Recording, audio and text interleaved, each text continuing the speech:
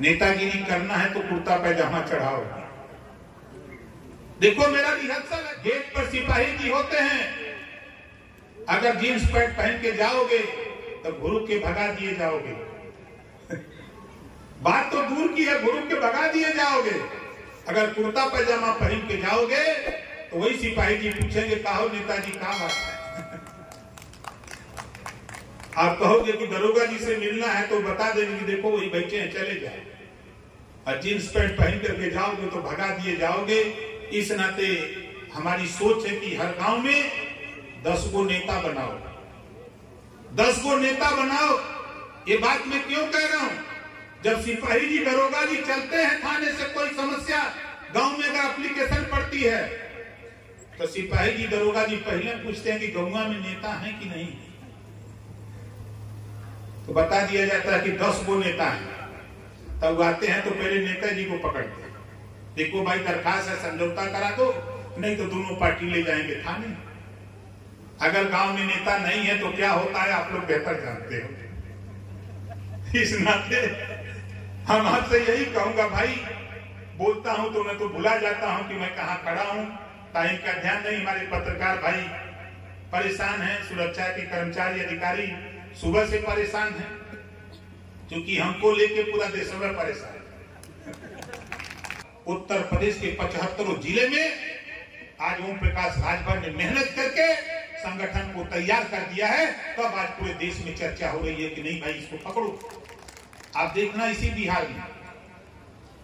बिहार में आपको मैं दिखाऊंगा, अभी देखा होगा आपने गांधी मैदान पटना। अब इसी 25 तारीख को रहूंगा पश्चिमी चंपारण, 30 तारीख को रहूंगा अरवल, जिला है अरवल औरंगाबाद के पास। 38 जिले हैं, वहां 38 जिले में काम करता हूं। बॉम्बे, नालासोपारा, दहिसर, गोरेगांव, मलाड, अंधेरी, मरोड़, पाइपलाइन, चर्चगेट, बीटी, नासिक तक 500 से ज्यादा मीटिंग किया हूं। तब यूपी को गर्म किया हूं, बिहार को गर्म किया हूं। जाता हूं पंजाब के जिले हैं, जालंधर, लुधियाना, पटियाला, जम्मू, चंडीगढ़, अमृतसर, नाभा, वहां भी जाते हैं। यही यूपी है, बिहार के लोग पंजाब में भी चपे हैं। वहां गर्म करता हूं तो यूपी बिहार गर्म होता है। हम दिल्ली जाते हैं, दिल्ली गर्म करते हैं। जहां जहां औद्योगिक इलाके हैं वहां जाकर के मीटिंग करता हूं तो यूपी और बिहार गर्म होता है। लोग सोचते हैं कि ओम प्रकाश राजभर इतना कैसे घूमता है।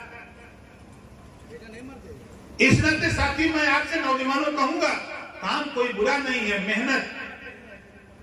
जिसको दाल रोटी खाना है वो 8 घंटा मेहनत करे, जिसको चावल दाल रोटी सब्जी चटनी अचार खाना है वो कम से कम 12 घंटा मेहनत करो। उसके ऊपर जाना है तो 16 घंटा।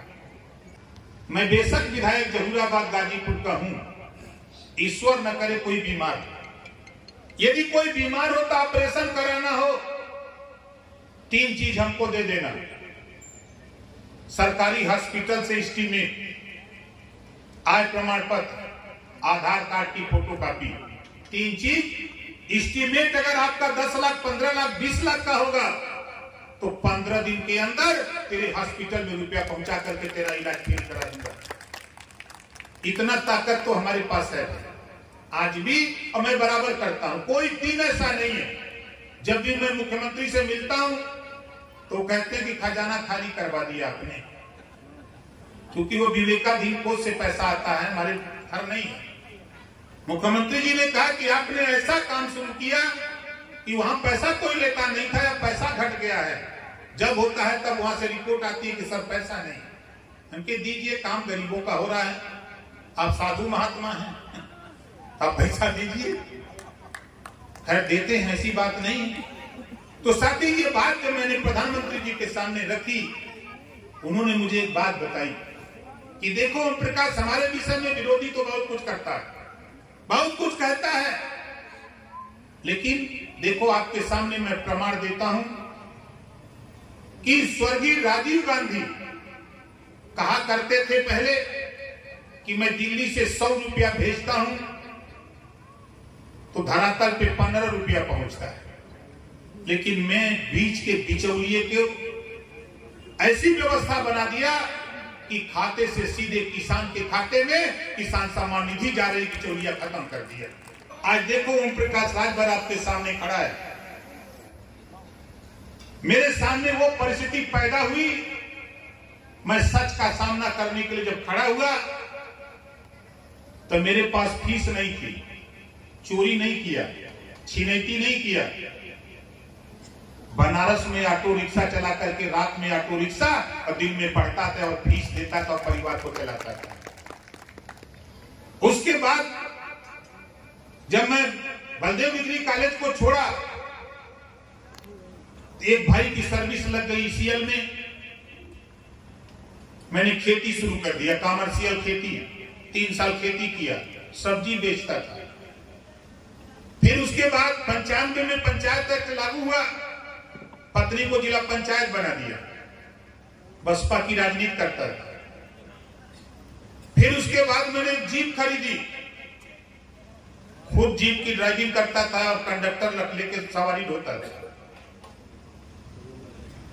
अब आप सोचो, चोरी नहीं की, छिनैती नहीं की, और आज टेम्पू चलाते चलाते, जीप चलाते चलाते सरकार चलाने का काम भी ओम प्रकाश राजभर ने शुरू कर दिया।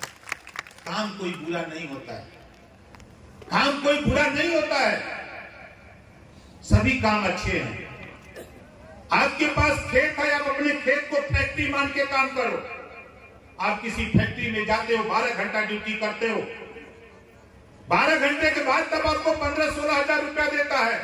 मैं करके देखा हूं, अपने खेत में फैक्ट्री मान के काम किया हूं। जब लोग 2000 रुपया महीना पाते थे, तब 10,000 रुपया महीना हम खेती में कमा करके दिखा देते थे। खेती को अपनी फैक्ट्री मान के काम करो। आज का नौजवान अब तो फावड़ा उठा के कौन खामने नहीं जाएगा, तो कैसे काम आगे बात बढ़ेगी? उस खेत को फैक्ट्री मानो, तब जाके बात आगे बढ़ेगी। सारा काम सरकार नहीं करेगी, कुछ काम आपको विकास के लिए आपको भी करना पड़ेगा, तब जाके बात आगे बढ़ेगी। नरेंद्र मोदी जी को प्रधानमंत्री बनने की क्या आवश्यकता है? सवाल यह खड़ा होता है। अभी हमारे साथी जिक्र कर रहे हैं, हम आपसे शिक्षा के सवाल पे दुनिया के तमाम देशों में आप पढ़ो इतिहास, दुनिया के तमाम देशों में शिक्षा फ्री है। हम भी तो चाहते हैं कि भारत में किसी जाति का गरीब कोई हो, कॉपी किताब, फीस, दवाई, भोजन, वजीफा, कपड़ा, जूता, मोजा, टाई, बैग, साइकिल फ्री में देकर बिना पैसा में पढ़ाने का कानून देश में लागू होना चाहिए। आप सोचते होंगे कि हम गांव में आके भाषण दे रहे हैं। मैं आपको बताऊं, हमारे साथी बैठे हैं भारतीय जनता पार्टी के लोग, हमारे विषय में खूब जानते हैं। हमारा झगड़ा कोई दूसरा झगड़ा नहीं था, हम किसी ठेका पट्टा के लिए झगड़ा नहीं करते, हम अपनी विधानसभा में रोड बनवाने के लिए झगड़ा नहीं करते। हमारी जो लड़ाई थी माननीय योगी जी, माननीय अमित शाह जी और माननीय मोदी जी से एक बात तय हुई थी कि जो देश में 27% आरक्षण लागू है, उत्तर प्रदेश में 3 सितंबर 2013 को हाई कोर्ट ने कहा कि 27% आरक्षण का लाभ कुछ जातियां उठा रही हैं, शेष जातियों को उत्तर प्रदेश सरकार बांट करके दे। उसके पहले भारतीय जनता पार्टी के उत्तर प्रदेश के मुख्यमंत्री माननीय राजनाथ सिंह जी, उन्होंने हुकुम सिंह जी के नेतृत्व में एक कमेटी बनाई थी, सामाजिक न्याय समिति की रिपोर्ट आई, तब तक सरकार चली गई। सपा और बसपा की सरकारें बनती रही, ध्यान नहीं गया किसी का। जब 2017 में समझौता हुआ भारतीय जनता पार्टी से भारतीय समाज पार्टी का, इसी बात को लेकर हुआ था। फिर 2 जुलाई को, इसी 2023 2 जुलाई को पीएमओ ऑफिस से फोन आया कि प्रधानमंत्री जी बात करना चाहते हैं। बात हुई, उन्होंने बुलाया, बात हुई, मैं गया, फिर वही बात जब मैंने रखा तो उन्होंने कहा कि मुझे तेरी बात याद है ओम प्रकाश जी, मैं रोहिणी आयोग की रिपोर्ट जल्द आ रही है, मैं उसको बांट करके 27% सभी पिछड़े समाज को देना चाहता हूं।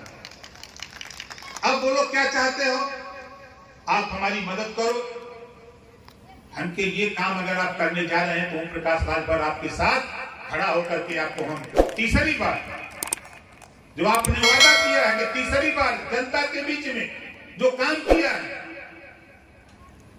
हम आपके साथ हैं।